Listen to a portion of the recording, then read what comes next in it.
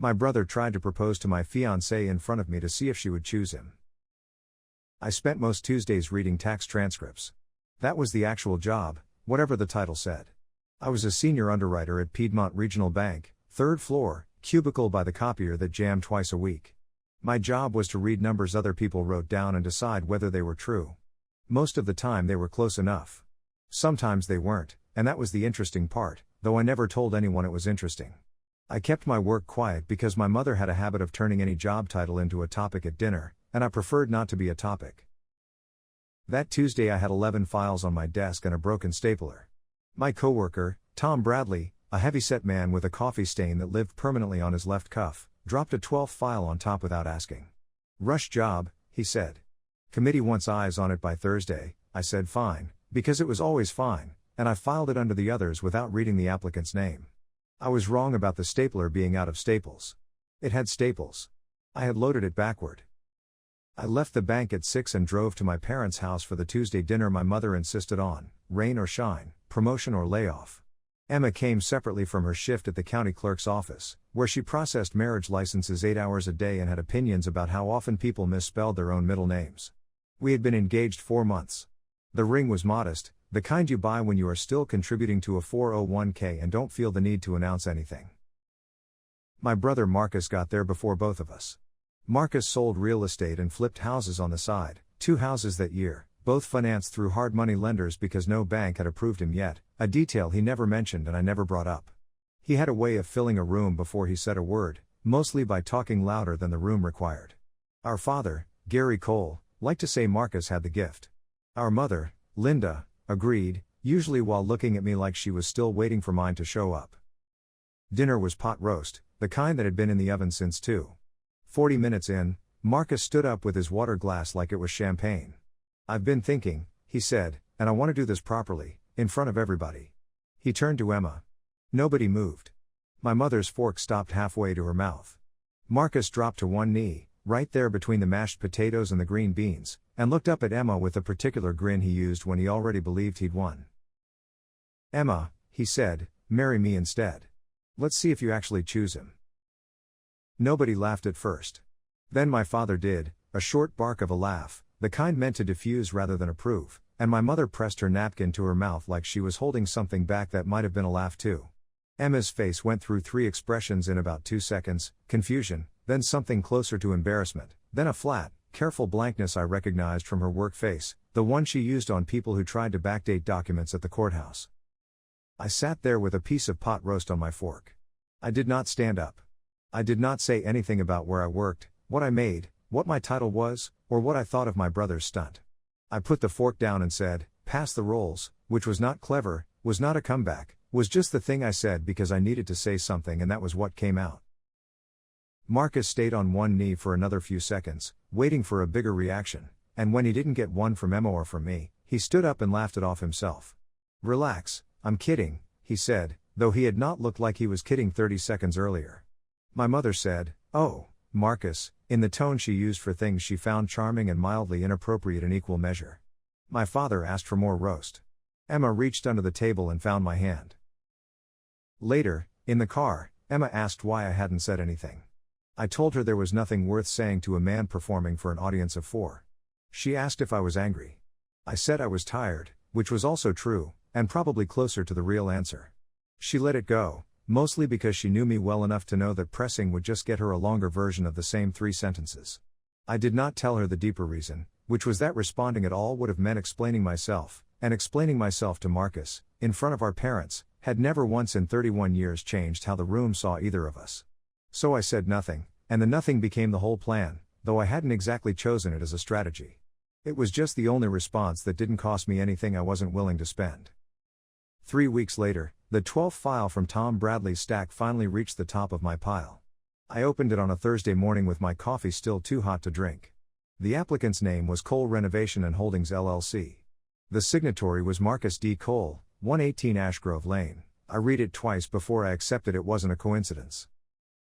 The loan request was for $340,000, to renovate a strip mall unit on the east side into 3 retail spaces. Bank policy required me to disclose any application involving an immediate family member and recuse myself from the review. I walked the file to Denise Okafor's office. Denise chaired the Small Business Loan Committee, had a chronic cough she blamed on the building's air system, and had worked at Piedmont for 19 years. I told her the applicant was my brother. She thanked me for flagging it and reassigned the file to another analyst that same afternoon. I did not read another page of it. That was the whole extent of my involvement, and I want to be clear that it was, because what happened after had nothing to do with me. Denise met Marcus in person 2 weeks later, at a Chamber of Commerce mixer neither of us had reason to know about in advance. She told me about it afterward, unprompted, the way people tell you about someone they liked before they didn't. Marcus had been charming, she said, full of plans, talked about a second renovation before the first one had financing. She didn't connect him to me until she saw his middle initial on a name tag and asked, out of curiosity, if Cole was a common name in the area. I said it was common enough. My mother called me on a Sunday, 2 days after that mixer, though she had no way of knowing about it. She'd heard from Marcus that banks were dragging their feet on his loan, and she wanted to know if I could say something to whoever handled it. I told her I didn't work on that account and couldn't get involved, which was true on both counts. She said that seemed unhelpful for a man in my position. I told her it wasn't a matter of helpfulness, it was a matter of the rules, and I left it there. She sighed the particular sigh she reserved for me and said she'd tell Marcus I couldn't. I didn't correct the word. The application ran into its first real snag when the underwriting team requested tax transcripts through the standard IRS Form 4506C process, the same one every commercial loan file goes through, no exceptions, no shortcuts, regardless of who applies. The transcript showed rental income 11% lower than what Marcus had listed on his personal financial statement for the prior flip. 11% doesn't sound like much until a loan officer has to explain it to a committee that reviews 40 files a month and remembers the ones that don't add up. Around that same time, Pete Sandoval, a contractor who'd subcontracted drywall and framing on both of Marcus's earlier flips and had been loudly telling anyone who'd listened that Marcus was the real deal, quietly withdrew his bid on the strip mall job. He told Marcus it was a scheduling conflict. He told a mutual friend it was because Marcus still owed him $4,000 from the second flip and hadn't mentioned a payment plan. Pete had spent 2 years cheering Marcus on at every family barbecue and poker night. He walked away from this one without anyone in the family ever hearing the real reason, and nobody asked him to explain himself, because nobody but Pete and Marcus knew there was anything to explain. Tom Bradley figured it out before most people did. He'd noticed the last name on the file back when he dropped it on my desk, and he'd noticed I hadn't said a word about it since. He never asked me directly. Instead, he started mentioning Marcus's name in the break room in a tone that suggested he found the whole situation entertaining, the way people enjoy watching whether they aren't standing in. "Your brother's file's making the rounds," he said once, grinning around a granola bar. I told him I wasn't on the file and had nothing to add.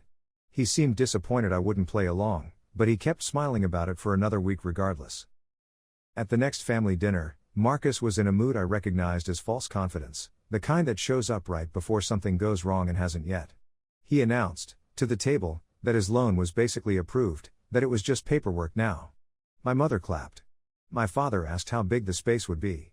Marcus turned to me at one point and said, loud enough for everyone, "You still filing spreadsheets over there, Nate?" Everyone laughed, including me, a small laugh, the one you give when the alternative is making the room uncomfortable over something that isn't worth the discomfort. Emma didn't laugh.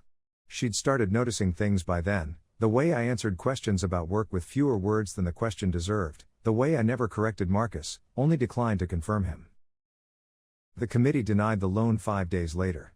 The stated reasons were the revenue discrepancy on the transcripts and an unresolved question about project feasibility after the subcontractor withdrawal, which the loan file now had to disclose.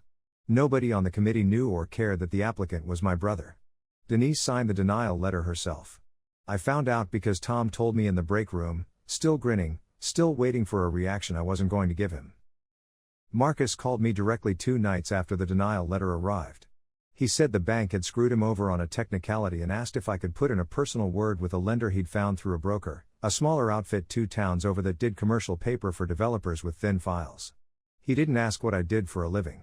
He'd never asked, not once in the 11 years I'd worked at Piedmont. He just wanted a name attached to his, the way people want a signature without reading the document above it. I told him I didn't know anyone at that lender and wouldn't be comfortable vouching for a project I hadn't reviewed. That was true on both counts, and I left it at that. He said, "Come on, it's one phone call," and I said I understood it felt that way to him, but I wasn't going to make it. He hung up without saying goodbye. The smaller lender ran its own reference check 3 weeks later, the kind every legitimate commercial lender runs before releasing funds, a call to Marcus's listed business references, a pull of the same tax transcripts, a look at the subcontractor list on the project scope. Pete Sandoval's name was still on that list, unremoved. When the loan officer called him, Pete said he was no longer involved and didn't offer a reason. The lender's underwriter flagged the file as incomplete and asked for a revised scope. Marcus never resubmitted it. He told the family he'd decided to wait for a better market, which nobody questioned out loud, though my mother's questions about the strip mall quietly stopped. I never told the family why the loan fell through. I still haven't, and I don't plan to. It wasn't my file, and even if it had crossed my desk instead of Denise's, I wouldn't have owed anyone an explanation of a process that ran exactly the way it was designed to run. I hadn't declined to help Marcus succeed. I declined to help him skip the parts of succeeding that were supposed to be hard. Those aren't the same thing, whatever he told himself about it afterward. Emma and I got married the following spring, a small ceremony at a venue with bad acoustics and good catering. Marcus gave a toast that mentioned his own real estate plans more than it mentioned us, and everyone laughed at the parts that were supposed to be jokes. He shook my hand afterward and said, "No hard feelings about dinner, right?" I said none, and meant it, mostly. It had cost him more than it had ever cost me.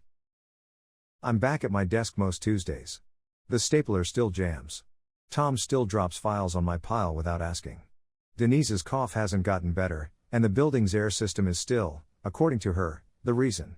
I read tax transcripts and decide whether the numbers people write down are true, and most of the time they are close enough, and every so often they aren't. Nobody at that table in my parents' dining room ever found out what I do for a living, and I've never seen a reason to tell them.